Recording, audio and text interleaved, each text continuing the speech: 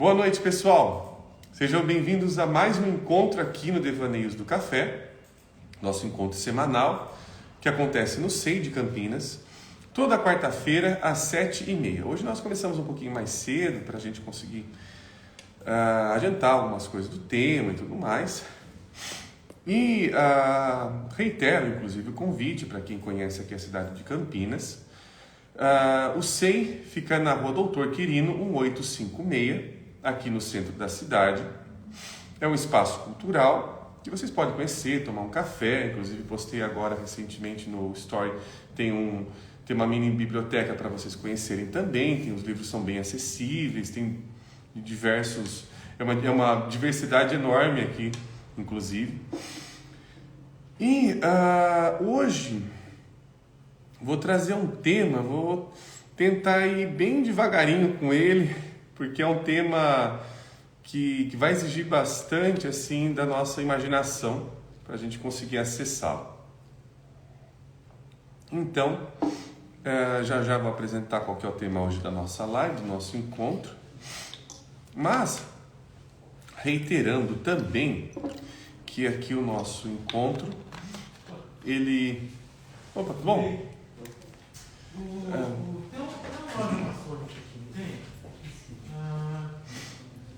Reiterando que o nosso encontro, pessoal, ele tem uma interatividade, e essa interatividade vocês podem comentar, vocês podem fazer perguntas aqui nessa caixinha que tem uma interrogação.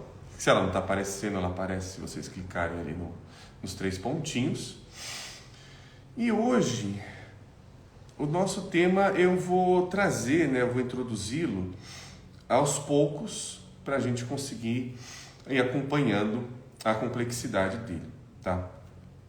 Então, eu vou explicar ele, ou tentar ali, dialogar com ele, sobre uma perspectiva, inclusive começando de uma perspectiva pessoal. Quando eu comecei a me interessar pela psicologia analítica, eu comecei já na faculdade de psicologia. Eu fiz um grupo de estudos, eu comecei esse grupo de estudos já no 2º ano de faculdade. Eu devia ter por volta de uns 2º ano de faculdade, uns 19 anos por volta, naquela época. E naquela época, a faculdade que eu fiz não tinha psicologia analítica dentro da sua grade curricular.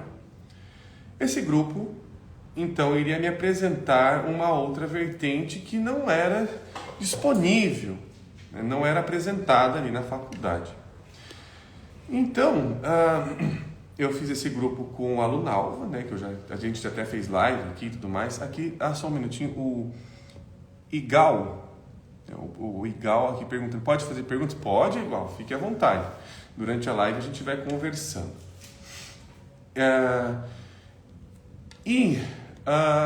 Eu tive contato... Boa noite, Vitor. O Vitor está chegando também, boa noite pessoal que está chegando. Eu tive contato com Jung. A primeira obra que eu li dele foi Memórias, Sonhos e Reflexões. O que me chamou a atenção na obra do Jung, para que inclusive eu continuasse, ela me animasse a estudá-la com mais frequência e até mesmo buscar dentro da minha prática profissional esse tipo de perspectiva.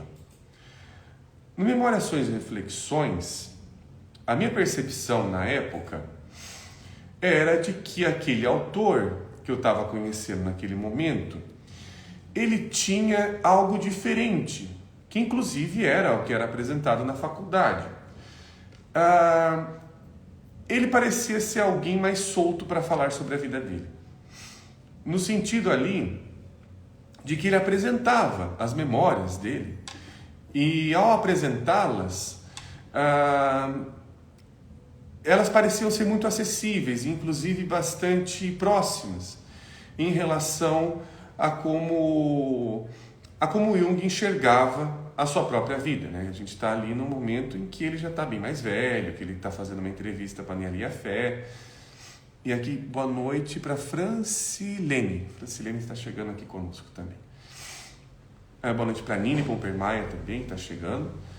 Então, o meu interesse ali foi, esse cara aqui, ele fala de uma maneira que ele parece não estar tão interessado assim, ou melhor, ele não está tão preocupado assim em afirmar que a vida dele é tão importante quanto a obra dele, no caso, né? Então, o Jung, ele parecia ser bastante... É como se eu estivesse tendo uma conversa ali do lado com ele. Parecia que eu estava tomando um café quando eu li o Memórias Sonhos. Boa noite para Adriano César também, que está aparecendo aqui conosco. Isso foi me interessando. Bom, o tempo foi indo, e aí eu também fui estudando um pouco outros autores, eu fui conhecendo a obra do Hillman, e o Hillman me agradou muito, porque ao mesmo tempo que a linguagem dele era mais gostosa e acessível, ele também parecia que despertava alguma coisa diferente em relação ao que costumeiramente se aprende, inclusive dentro do curso de psicologia, que é um curso, em sua base, mais conceitual. Claro que tem diversas outras coisas dentro do curso, mas até mesmo por conta do viés científico e acadêmico, o curso ele vai indo para um lado mais preocupado com uma narrativa científica. Pois bem, estou falando tudo isso porque é uma introdução ao nosso tema de hoje, que eu vim trazer aqui para vocês. Vou lá fazer um salto temporal e agora eu não vou lembrar em que ano que foi, se foi em 2010, se foi por volta de 2010, 2011, foi por volta dessa data aí, se não me engano, que foi estreado, né, que foi mundialmente editado o Liber Novus, né, ou o livro vermelho do Jung. Boa noite para a psicóloga Rosilene, que está... a psicóloga Rosilene está sempre aqui conosco agora, hein? Boa noite. E o livro vermelho, ele é um livro diferente do que costumeiramente passado, tanto na psicologia quanto nas psicanálises que nós conhecemos. Por quê? A linguagem, tanto psicanalítica quanto um pouco na linguagem psicológica, ela em algum momento ela tem uma preocupação em apresentar ali ou estar enxergando alguma coisa através de uma perspectiva conceitual. Isso é importante, tá? Essa perspectiva ela é importante, porém, com o advento e com a publicação do livro vermelho, percebe-se ali que tem-se uma psicologia apresentada que não é uma psicologia conceitual, mas uma psicologia imagética. Ou seja, o que o Jung estava fazendo naquele livro estava refletindo diretamente em sua obra também. E isso é muito visível, inclusive se for fazer um estudo ali histórico, né? Quando o Jung começa a escrever o livro vermelho em concomitância com os livros negros, que são os diários ali de imaginação dele. E o que acaba acontecendo é que o Jung é um autor bastante complexo nesse sentido, porque em vários momentos ele está falando em uma linguagem científica, está preocupado com esta linguagem. Em outros momentos ele está falando em uma linguagem imagética. E muitas vezes com essa imagem imagética ele não está, ou melhor, com essa linguagem imagética, ele não está muito preocupado em explicar o que ele está dizendo. Então, a versatilidade, a pluralidade que o Jung traz, ela é bastante importante porque o Jung, ele é um dos precursores, ele é um dos bandeirantes que desbravou o que nós hoje chamamos aí de psicologia, também um pouco da psicanálise, mas não estamos falando de uma psicanálise freudiana. Inclusive, quando Jung cria o nome psicologia analítica, ele tenta diferenciar-se da psicanálise freudiana por conta de que o Jung entende que a base dele é outra para se falar sobre o inconsciente.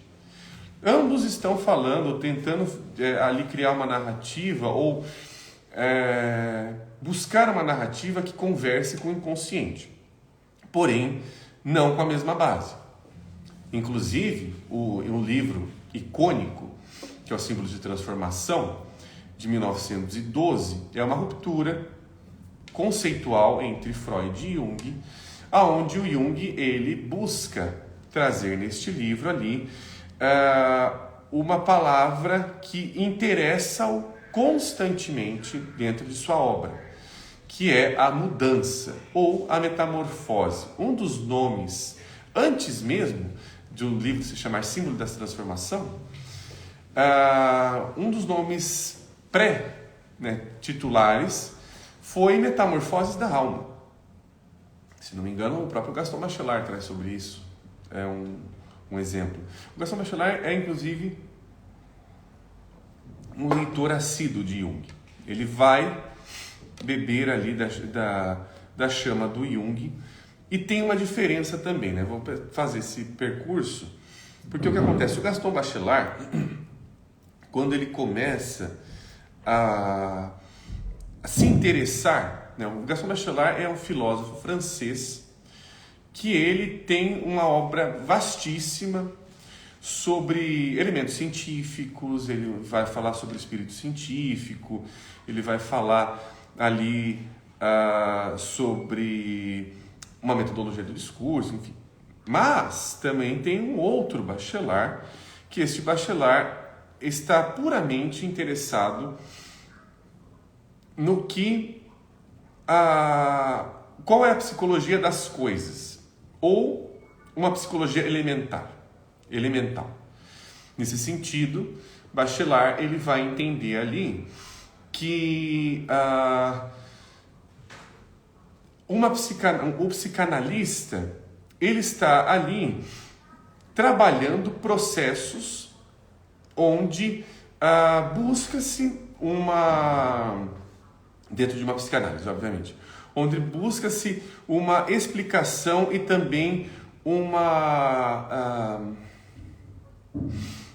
improvement, como é que eu posso falar isso em português? Uma ascensão, né? Uma melhora ali, né? Do paciente. Porém, quando o Bachelard, né, ele escreve a Psicanálise do Fogo, ele tem uma base mais freudiana. Ele vai beber da psicanálise mais freudiana, mais ortodoxa, e ali ele vai começar a imaginar os elementos. Quando ele começa a ler o Jung, bastante coisa em relação ao seu discurso muda.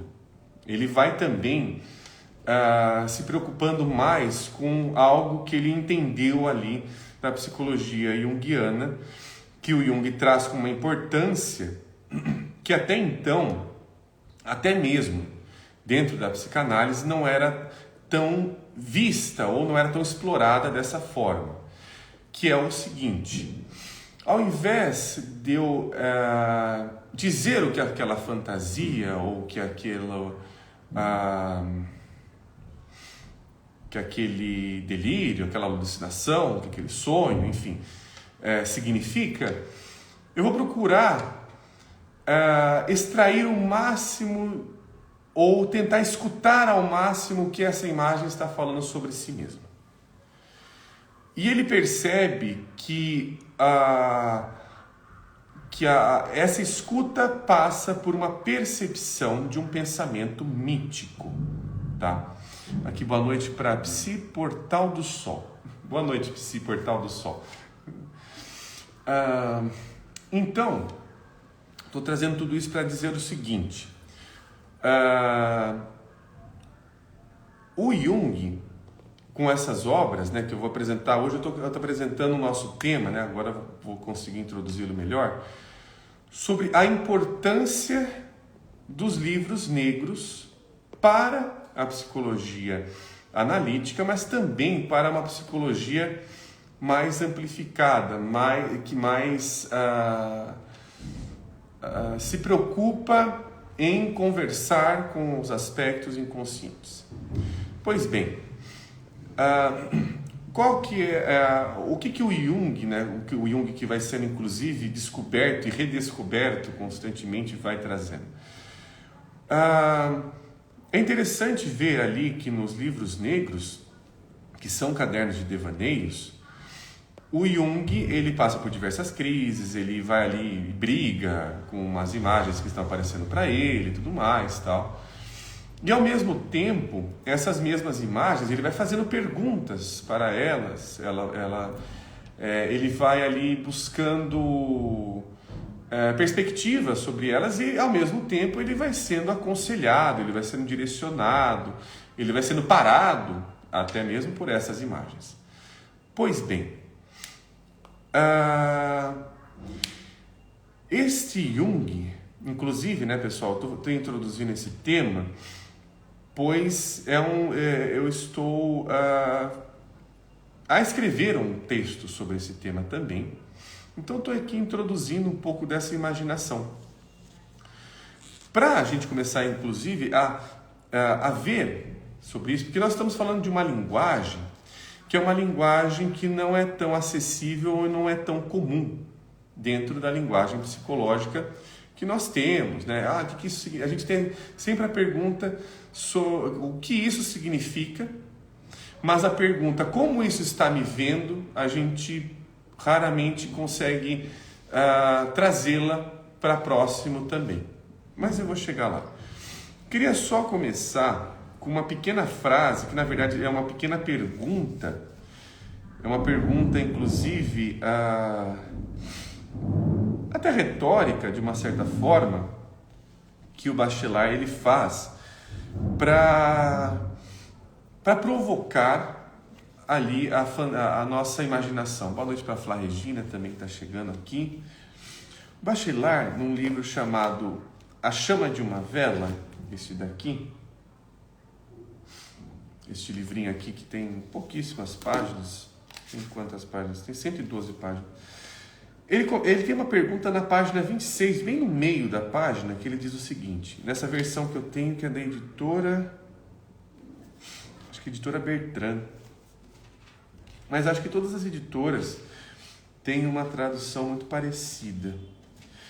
Bom, ele diz o seguinte aqui nessa pergunta: por que procurar dialéticas de ideias quando se tem no coração de um fenômeno simples dialética de fatos, dialética de seres? Essa pergunta que ele faz é extremamente importante e eu vou tentar dissecá-la um pouco aqui para conseguir imaginá-la melhor. Por quê? Primeiramente, quando o Bachelard, que inclusive trouxe aqui, que ele vai bebendo da obra do Jung, ele vai percebendo o seguinte: os fenômenos é tudo aquilo que se apresenta a mim. Se eu ficar com ele o tempo todo, ele vai me apresentando com que ele se relaciona, como ele se relaciona, suas preferências e por aí vai. Quando ele coloca aqui na primeira parte da frase, por que procurar dialéticas de ideias? Quando ele está colocando essa parte de dialética de ideias, entendo eu, que ele está trazendo ali um debate que vai para o lado mais conceitual, um lado mais até mesmo subjetivo nominalista sobre um fenômeno. Ou seja, esse fenômeno aqui que você está apresentando é uma agressividade, é uma crise de pânico e por aí vai. Ok. Então, a preocupação deste tipo de dialética que ele está trazendo aqui é que é uma dialética que ela o tempo todo está preocupada em explicar as coisas, para que ao mesmo tempo que ela explique as coisas, ela as define, e ao mesmo tempo, definindo-as, elas param de incomodar.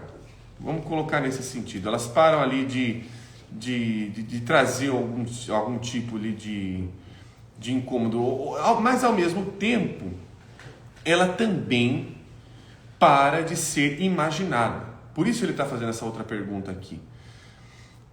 Se tem no coração de um fenômeno simples, ou seja, quando ele traz o fenômeno simples, ele está reduzindo um fenômeno e está buscando a sua unicidade. O que isso está dizendo especificamente sobre a si mesmo? Dialética de fatos, dialética de seres. Aqui, entendo eu que ele está colocando que a perspectiva em se olhar para uma imagem, olha que interessante isso, quando eu permito com que esta imagem, e eu percebo que é uma imagem que está enxergando alguma coisa, o que eu enxergo é um fato. Ele diferencia isso muito bem, eu não estou enxergando Ixi, caiu minha canetinha aqui. Peraí, deixa eu pegá-la aqui. Caiu aqui. Então, o que ele está trazendo... Aqui eu já perdi a página. Ela está mais para frente. Só um minutinho. Aqui. Bom, o que ele está vendo é o seguinte. Ele está preocupado como... até mesmo não só como filósofo, mas também como um observador de fenômenos, como alguém interessado em narrá-los de alguma maneira, que à medida em que eu percebo que quem está me enxergando é uma determinada imagem, o fato é sobre ela. Ela está me dizendo a realidade dela, e ao perceber a realidade dela, eu percebo que ela está atuante sobre o meu olhar para o mundo e para as coisas. Isso é puramente psicologia junguiana. Quando o Jung ele traz que psique é imagem, ele está trazendo então que todo momento em que nós estamos fantasiando... boa noite para o Alex aqui. Todo momento em que nós estamos fantasiando, nós estamos enxergando psicologicamente alguma coisa. Ele não está colocando o campo de um devaneio, de alguma coisa assim, como um campo mentiroso, como nós temos ali, né? Um campo viajado e por aí vai. Aqui ele está dizendo que o interessado, que um poeta, inclusive ele vai usando muito a imagem do poeta. Boa noite para a Pauline também que está aqui conosco. Que o poeta é aquele que está interessado no coração do fenômeno. Estar interessado no coração do fenômeno é estar interessado constantemente na fantasia que ele traz. Ou seja, falando sobre tudo isso, quando o Jung ele escreve, né, ele vai ali se debruçando e ele tem uma necessidade íntima de ali estar não só escrevendo ali, mas também está fazendo outras coisas, esculturas, pinturas e tudo mais. Ele percebe que a linguagem psíquica o move de formas estranhas e diferentes, mas o pensamento mítico, que é o que ele vai trazendo ali nos livros negros, é um pensamento por imagens, por fantasias. Ou seja, o que as fantasias estão vendo de mim, como elas me afetam, como elas estão sentindo as coisas. Ou seja, isso é puramente o outro em nós. Não que esse outro não exista fora, não nesse sentido, mas como ele me afeta. Como ele não só me afeta, mas ao percebê-lo, eu vejo que ele afeta humanamente. Ele afeta a todos nós. Ele é reconhecível em suas características, porque ele... Eu vou tentar usar essa palavra, vou tentar falar... Ele é arquetípico, ou seja, ele é inerente. Ele é uma fantasia que, por mais que tenha suas narrativas diferentes de uma pessoa para outra, ela, ao mesmo tempo, tem uma base que... por exemplo, eu vou tentar dar uma imagem. A imagem é do próprio fogo. O fogo, ele pode ser apresentado de diversas maneiras, inclusive da forma como ele pode ser narrado. Ser narrado como uma qualidade feminina, uma qualidade masculina, ou uma qualidade neutra, seja como for. Isso vai transformar o fogo. Isso vai transformar como eu enxergo o fogo. Estou dando um exemplo básico aqui, né? Um exemplo de linguagem. Porém, o fogo não é só isso. O fogo, ali como uma qualidade de fenômeno, não está apenas preso na linguagem.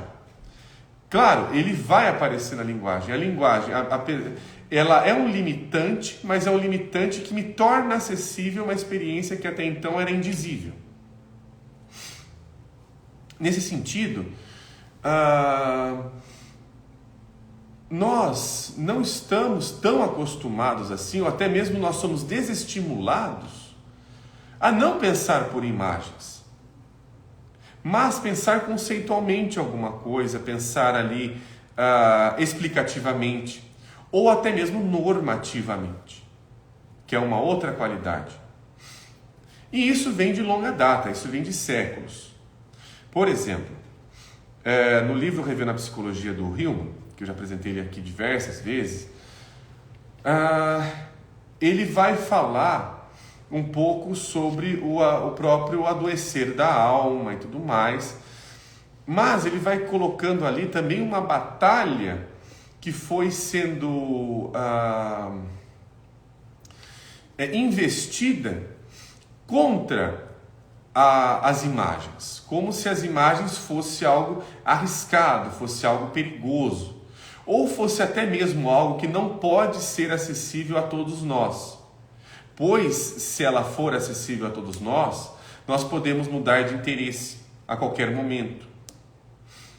E, se nós formos pensar que séculos e séculos nós estamos sendo constantemente, até mesmo treinados, para que o nosso interesse seja direcionado, e principalmente direcionado para coisas que nos pornografam, no sentido de você precisa gostar disso, você precisa acreditar nesse tipo de Deus, você precisa acreditar nesse tipo de instituição.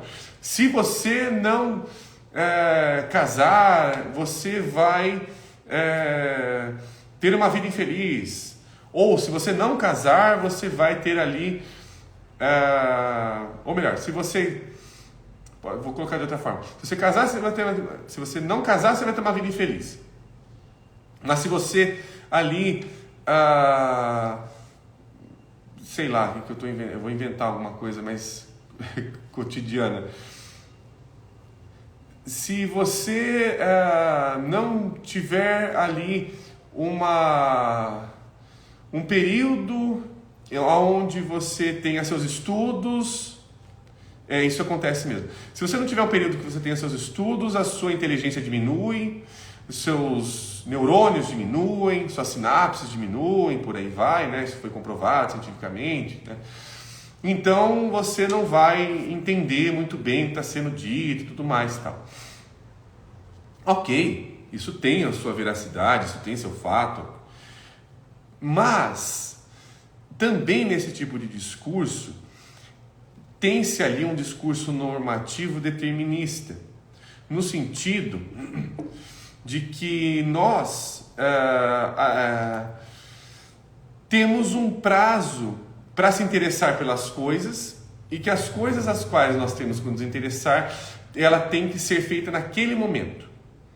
Com, sei lá, 27 anos eu já tenho que ter 2 filhos, ou um filho, pelo menos.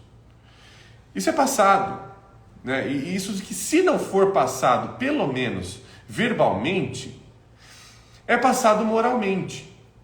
É passado em jantares de família, é passado em comentários de rodas ali de colegas e por aí vai. Como se alguma coisa que fugisse a esse modelo ou essa forma de se imaginar fosse algo perigoso. Ou seja, eu estou trazendo todos esses exemplos para mostrar o quanto nós estamos carregados e até mesmo sobrecarregados de que tem certas coisas que nós não podemos imaginá-las, pois elas são perigosas, pois a imaginação é algo que já é tomado como perigoso, porque é como se ela fosse um prenúncio de uma ação literal. Ó, você está pensando isso, então quer dizer que você... nossa, você pensou isso, então quer dizer que você é um despudorado, é uma pessoa ali que não tem caráter e por aí vai. Nós vamos selecionando o que nós podemos ou não imaginar. Nesse sentido, toda a alma que, né, a psique, vamos colocar também nesses termos, que ela é impedida de imaginar-se, ela sofre muito mais. Ela sofre constantemente mais. Isso porque a sua qualidade está sendo constantemente rebaixada. Ao invés dela conseguir ter uma ascensão, ou em outras palavras, ela trazer a consciência de si mesma, ela é colocada como isso não pode aparecer na minha consciência. Ao mesmo tempo que se isso não pode aparecer na minha consciência, isso também não pode trabalhar a minha consciência. Isso não pode estar me afetando, porque tem alguma coisa mais importante para ser vivida.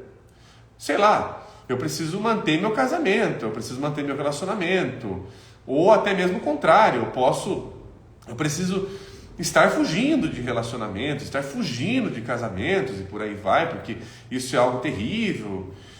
Então, todas essas concepções, que elas são normativas, que elas são determinantes e que elas são fechadas, inclusive, elas não permitem com que qualquer outra coisa ali entre em dialética, em discussão, porque ali o Bachelard ele coloca essa imagem a imagem busca imagens. Ela conversa com outras imagens, ela está o tempo todo buscando se relacionar com imagens. Imagens conversam através de imagens. Ou seja, para que eu consiga ser íntimo de uma fantasia, eu não consigo, se eu transformar ela em, isso daqui na verdade é um ser que não existe, então o que ele fala ali é só um sonho, né? É só um sonho, é só alguma coisa nesse sentido, então isso daqui não existe, isso daqui não me afeta, isso daqui não tem nada a ver, o sonho morre. Só que o sonho não morre em características em relação ao que ele é. Ele morre em relação à consciência sobre algo em mim que eu não tenho acesso tão facilmente. E a partir do momento em que alguma coisa está livre da minha consciência habitual para ser imaginada, ela pode me acessar. Ela pode mostrar, olha, não é tão isso que você pensa. Ou esse caminho que você está indo aqui parece um caminho interessante, um caminho novo, um caminho diferente, enfim. Os sonhos nos trazem uma diversidade ali também. Tem um comentário aqui que alguém fez, deixa eu ver se eu encontro. A Psi Portal do Sol. Sim, a psique copia. O que ela copia?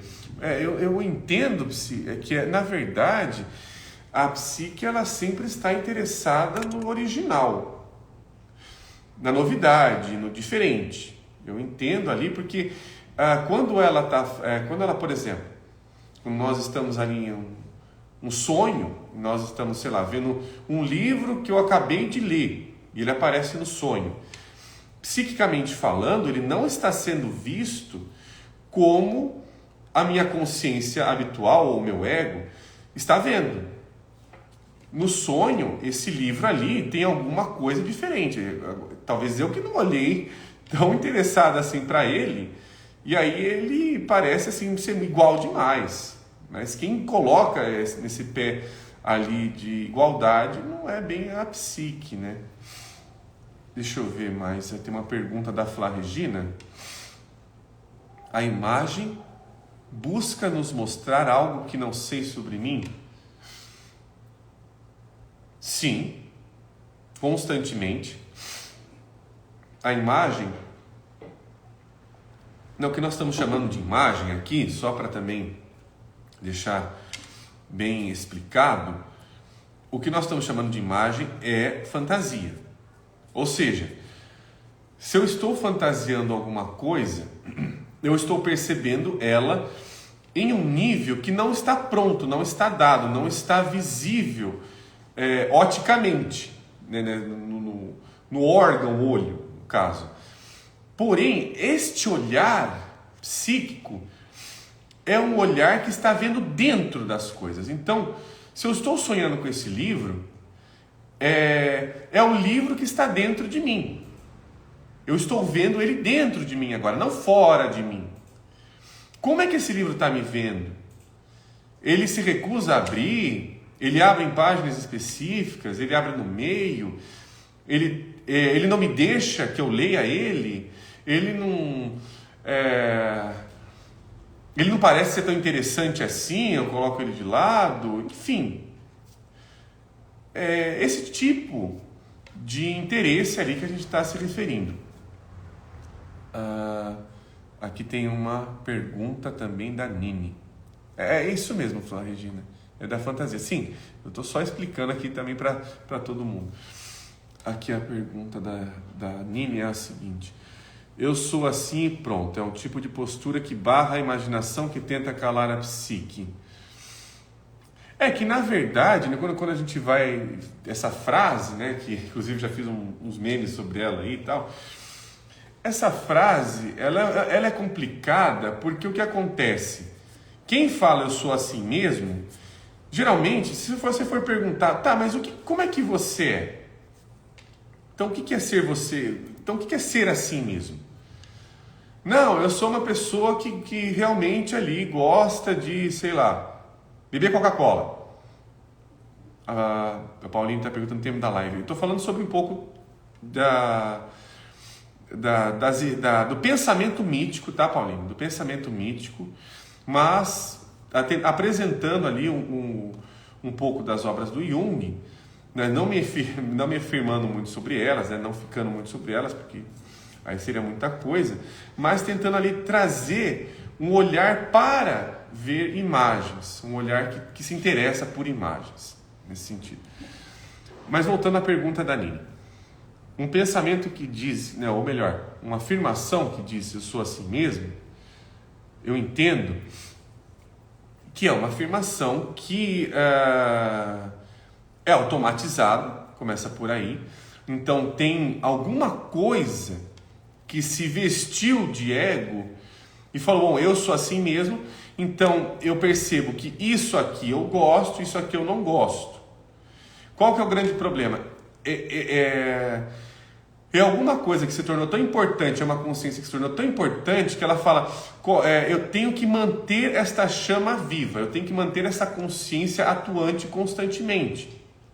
Ela não se permite ser apagada, pois ser apagada é entrar em escuridão. Ser apagada é entrar em escuridão é facilmente visto como sendo algo que é terrível ou algo que é angustiante, é algo que pode me colocar ali em pânico e por aí vai. Então, nesse sentido, o próprio processo analítico, né, até a própria postura do analista, que a gente já falou um pouco aqui também sobre, é uma tentativa de deformação, mais do que de formação.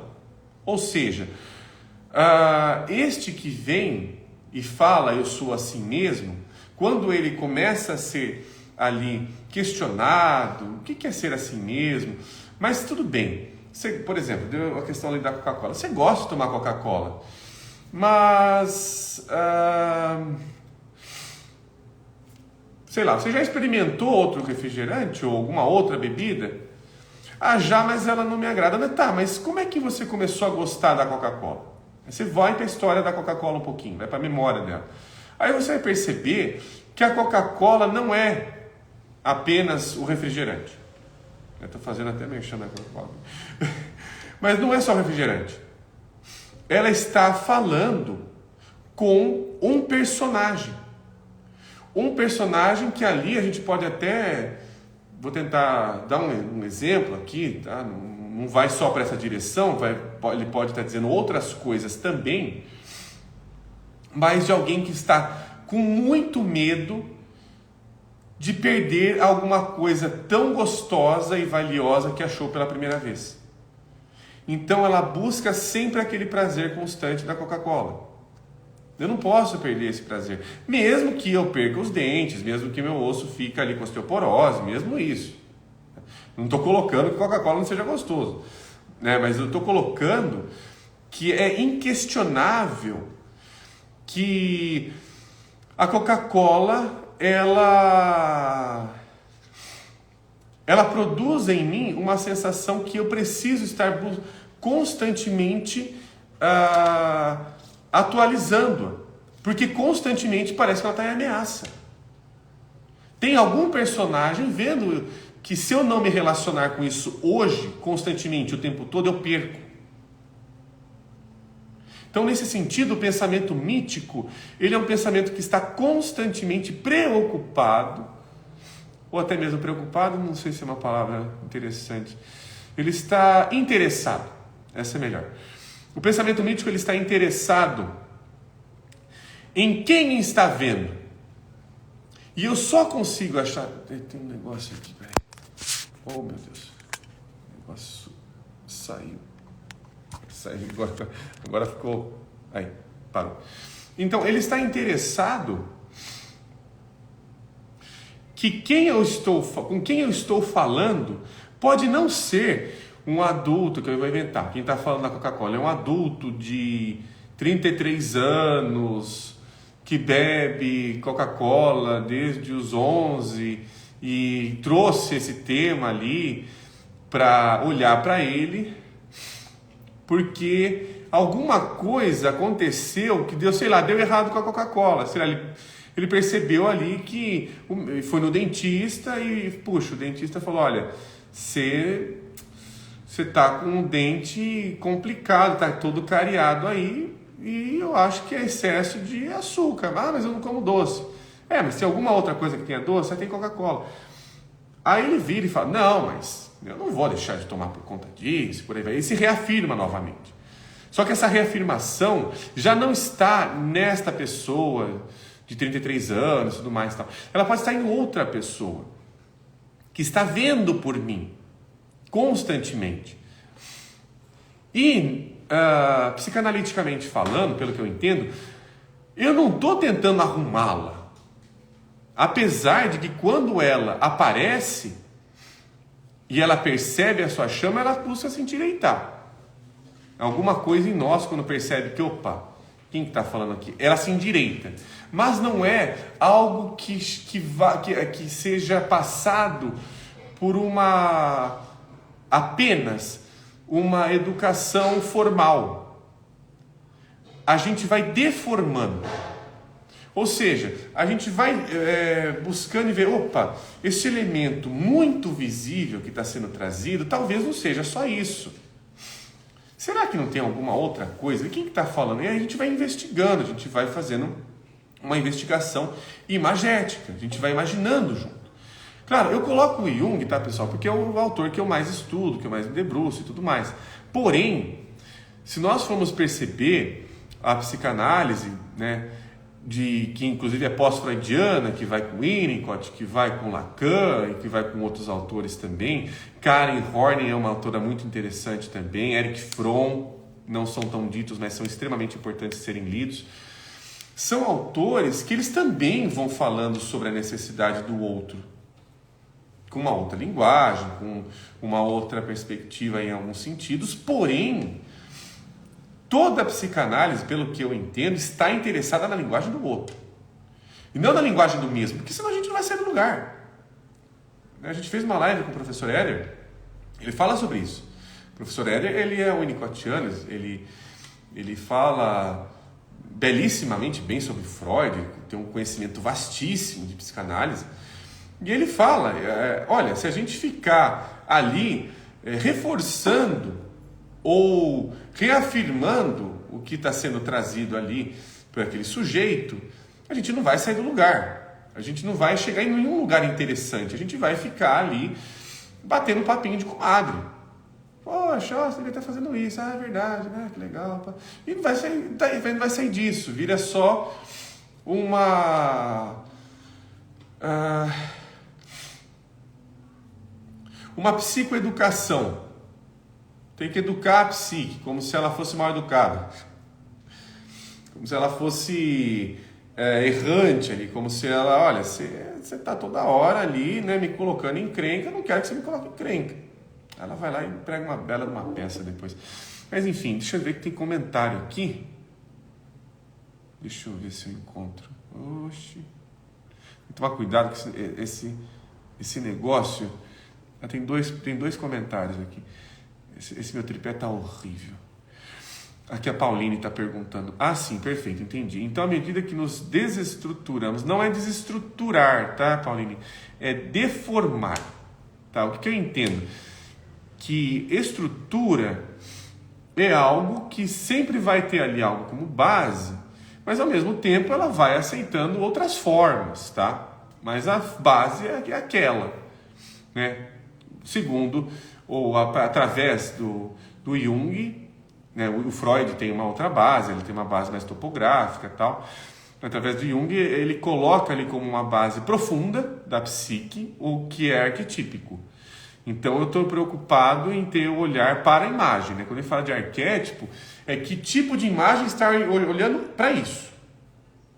Aí, essa imagem, ela pode estar adoentada, sofrendo, ou pode estar ali eufórica e tudo mais, mas é uma imagem que rege a consciência, tá? Ela é uma estrutura, nesse sentido. Mas, ao mesmo tempo, ela também se deforma, porque para que ela seja uma imagem, ela não pode ser apenas uma coisa. Se ela é apenas uma coisa, ela deixa de ser imagem. Ela, para ser imagem, ela tem que ter a característica de transformação. Quando o Jung traz ali o símbolo de transformação, ele percebe isso, que a imagem é aquilo que constantemente está em metamorfose em mim. Eu posso não acompanhá-la, mas que ela está. Eu posso com minha consciência ali relutar, falar, não é bem por aí e tal, mas ela está lá. Ela está lá antes de mim, o tempo todo. Ela está enxergando antes. E nos reformamos... Então, aqui a pergunta é, e nos reformamos, nossa forma de imaginar, sonhar também muda? A imagem, ela está sempre mudando. Ela está sempre interessada no diferente. É que a pergunta, pelo que eu entendi, pode ser que eu esteja entendendo ela errado, viu, Paulinho? Mas é que a pergunta está indo para uma direção que talvez seja uma direção muito egóica. Seja uma direção de... É uma tentativa, talvez, de controlar como uma coisa funciona. E, na verdade, a gente está tentando trazer uma perspectiva de perceber como isso me olha. Se, por exemplo, tem um exemplo aqui no livro do Hillman, que eu acho que até falei numa live. Se eu perceber que tem um cavalo manco, talvez eu consiga olhar para alguma coisa em mim que tem uma potência cavalar que talvez eu esteja exagerando um pouco na dose com o bicho ali, ele esteja se machucando, ele continua sendo um cavalo, ele continua tendo toda essa potência, mas ao mesmo tempo, talvez eu esteja forçando um pouco a barra, né? E não é minha, é do bicho, estou machucando ele. O que eu estou fazendo está machucando o meu próprio cavalo. E aí? E aí que talvez ele não queira, ele vê que eu sou ameaça para ele depois. E aí? Né? Se a psique vê a gente como ameaça, que é uma pergunta que o Jung faz também, ele fez uma pergunta numa entrevista, e se alguma coisa der errado com a psique? E aí ferrou. Aí ferrou tudo. Deixa eu ver, tem um outro comentário aqui da Flá Regina. Meu inconsciente cria fantasias que minha mente sã nunca ousaria imaginar.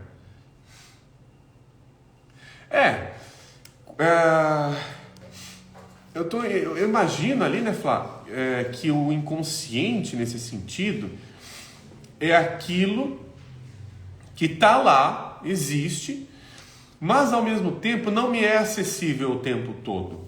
Ele é acessível quando ele, por algum motivo, e às vezes esse motivo é um motivo, né, o que desperta muito a psique é um sofrimento. Eu falo, olha, eu preciso falar sobre mim. Se eu não falar,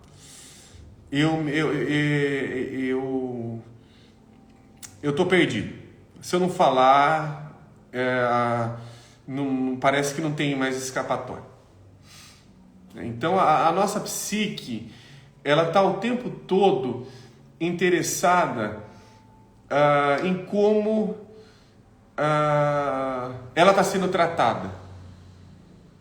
Ela se imagina porque ela está dizendo, olha, eu estou assim. Então o Jung mesmo, a diferença, até mesmo divisões ali sobre a interpretação dos sonhos, o Freud ele vai colocar ali que tem sempre um conteúdo latente dentro de uma imagem. O Jung vai dizer, não, tudo que aquela imagem está se mostrando é o que ela é. Não tem nada latente, só preciso continuar com ela. Mas aí tem as complicações de Jung e tal, ele tenta voltar para uma interpretação, mas tudo bem, né? A gente não está aqui para entrar em debate teórico agora. Aqui estão pedindo dica de estudar psicanálise. Olha, eu sempre tento falar aqui, ó, para a Kátia, vai para onde te interessa. Quero ler esse livro, vai ler. Se a gente ficar aqui passando muita dica, né? Eu já falei de alguns livros, a gente vai ficar passando, lê tal autor, lê tal livro. Para mim pode ser interessante, para você pode ser chato pra caramba, né? Eu citei o Memórias Sonhos, que foi um livro que me despertou a me interessar mais por psicologia, muito mais. Não é uma autobiografia, né? Mas é uma biografia datada ali, né? Tem ali seus recortes, mas me interessou, eu gostei, falei, esse cara aqui é meio maluco que nem eu, gostei dele, poxa, eu vou botar um papo com ele aqui, vou conversar um pouquinho mais com ele, que ele parece ser legal, ele parece ser um cara bacana aqui para eu continuar lendo, porque vai que ele tem algumas coisas interessantes para me dizer a mais, e eu fui percebendo que tinha mesmo, às vezes não tem, né? Então, para mim, o Jung, ele é um autor inesgotável. Quando ele começa a se tornar um autor esgotável, né, de isso daqui é não sei o que, isso aqui é não sei o que lá, tá? Quando fica muito conceitual demais, aí não sei, a mim, Rhodes, não interessa tanto, tá? Acho legal, acho bacana, mas eu acho legal quando eu não sei. Eu gosto de aproveitar minha burrice, então eu acho que talvez a gente possa fazer algo interessante com o nosso não sei, ao invés ali de tentar matar ele, né? Senão a gente também não perde essa base toda rica de curiosidade sobre a vida. Mas a gente perde a curiosidade sobre nós mesmos, inclusive. Deixa eu ver se tem algum outro comentário aqui. Aqui, tem outro da Flá Regina. Quando você fala sobre um outro, é sobre psique? Sim. Quando eu estou trazendo aqui, Flá, sobre pensamento mítico, é sempre um outro em mim. Tem uma frase do Bachelard aqui, quer ver? Deixa eu ver se eu acho ela aqui. Se eu achar ela fácil. Eu acho que eu consigo achar ela fácil porque o livro não é grande. Quer ver? Tem uma frase dele boa aqui nesse livro. Deixa eu ver se eu consigo achar. Que é do Da Chama de uma Vela, né?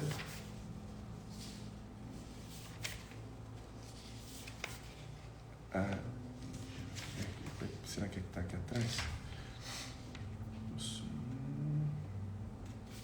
Certo.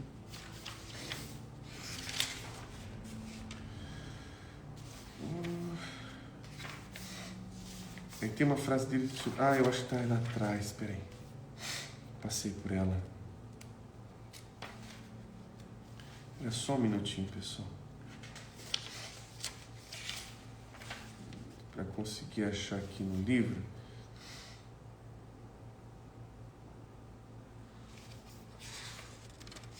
O que ele fala sobre isso? Tá. Tem uma outra coisa aqui interessante.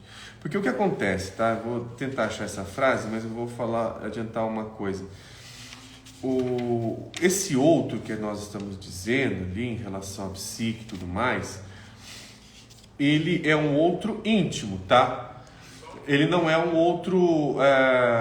Nós não estamos falando de um tipo de psicologia de abstração. Nós estamos falando de uma psicologia sobre fatos, sobre verdades, né? Eu acho que essa palavra fato também é um pouco complicada. Sobre verdades. E qual é a verdade? A verdade íntima sobre aquele fenômeno. Quando eu estou imaginando, eu estou intimamente sensível a este fenômeno. Este outro. Ele está mostrando para mim aquilo que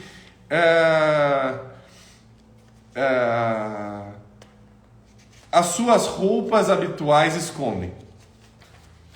Não é só uma garrafinha. É alguma coisa ali que coloca algum interesse de, isso daqui não serve só para tomar água, né? Isso aqui serve para outra coisa também, sei lá, para fazer pneu. A gente inventou de fazer pneu com garrafa. Isso é fantasia.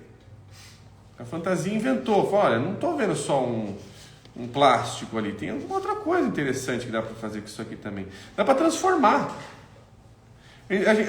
A necessidade também ela é a mãe da fantasia, não só das invenções. Porque a fantasia inventa. Agora eu não estou achando essa frase aqui. Depois eu trago ela. Eu não sei onde ela foi parar. Eu tenho certeza que ela está... Ou ela está na frente do livro, eu estou passando por ela, não estou conseguindo encontrar. Ou já tinha passado, mas eu acho que ela estava na frente mesmo. Porque eu fiz uns grifos. Quer ver? Então, só para complementar, acho que eu não vou conseguir achar essa frase. Só para complementar, esse outro, ele está no campo da fantasia, mas ao mesmo tempo, ele pede, né, ele clama por realidade, que é uma coisa que acontece nos livros negros do Jung. É por isso que eu estou citando os livros negros do Jung. Que achei a frase, estava aqui no meio. Tá? A frase que o Bachelard traz na página 57 da Chama de uma Vela fala o seguinte: faço-me só, profundamente só, com a solidão de um outro.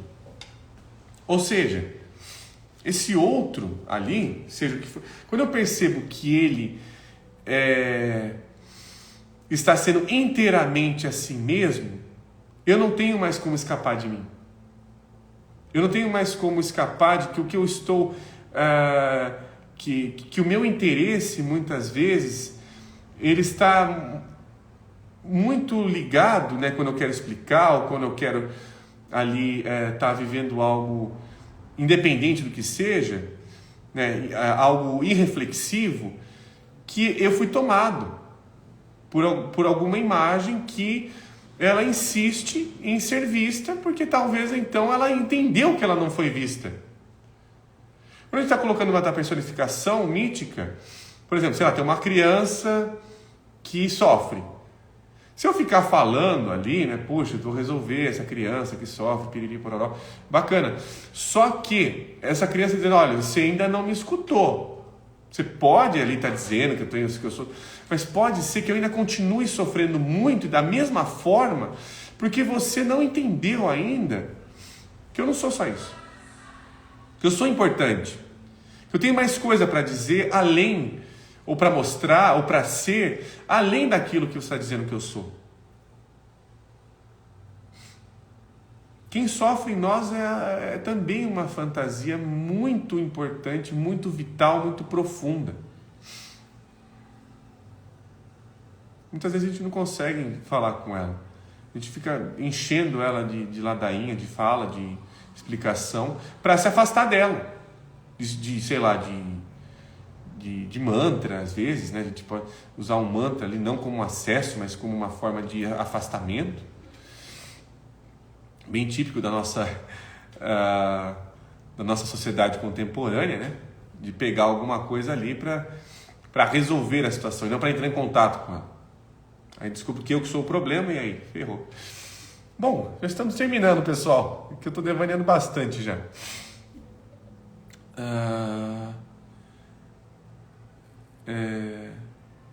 Tem aqui a Ana Paula fazendo um comentário, Ana Paula Rangel.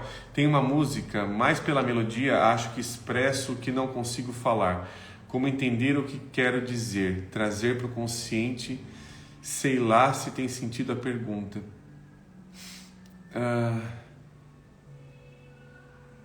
Eu não sei que música é essa, Ana, mas sim, eu acho que essa música, pelo que você está comentando, ela acessa algo tão íntimo que ela não se limita apenas a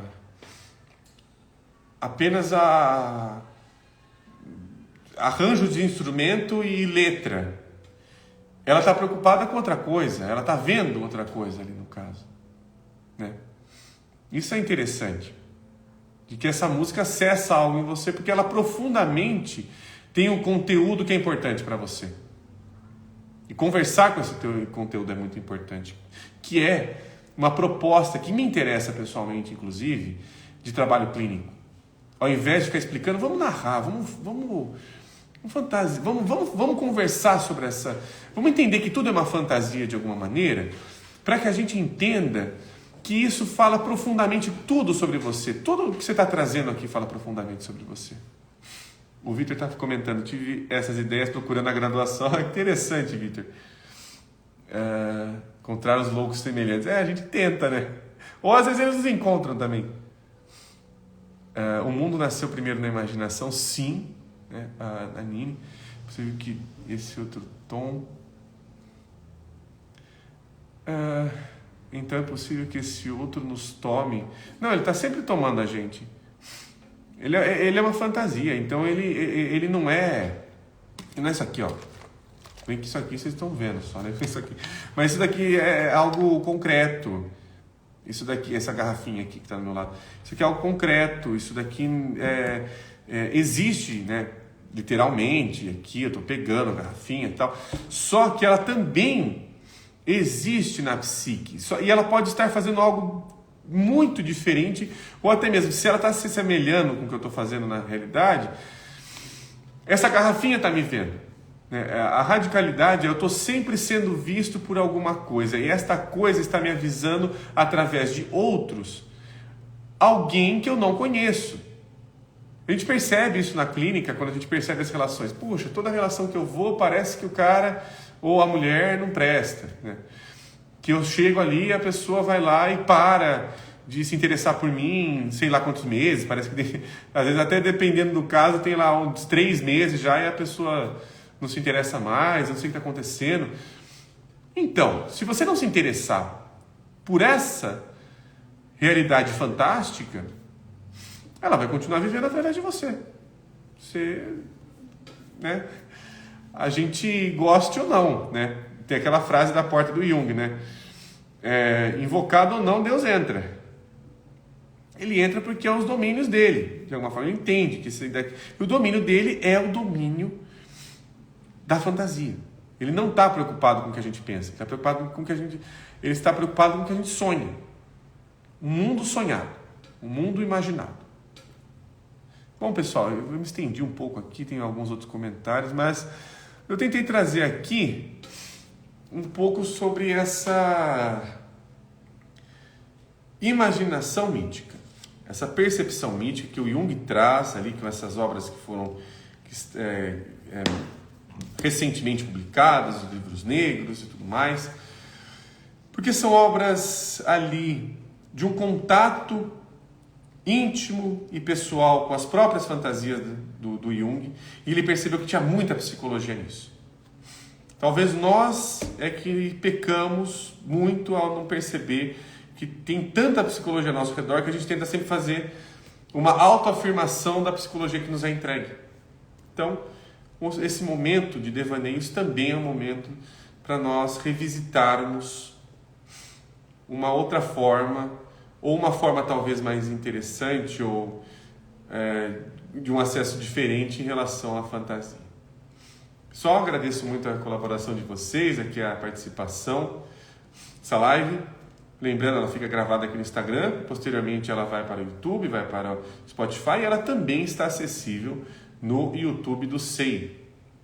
Né? Ela está acontecendo concomitantemente no YouTube do SEI, de Campinas. Inclusive, né, só para reiterar, o arroba é SEI Campinas, CEI Campinas, tudo junto. Para quem quiser ali acompanhar a página do SEI, tem várias coisas interessantes acontecendo ali, de programações, né? Tem uma atividade cultural vastíssima acontecendo, e convido vocês que conhecem Campinas e região a conhecerem esse espaço também, da onde acontecem os nossos devaneios. Pessoal, até o próximo encontro e muito obrigado.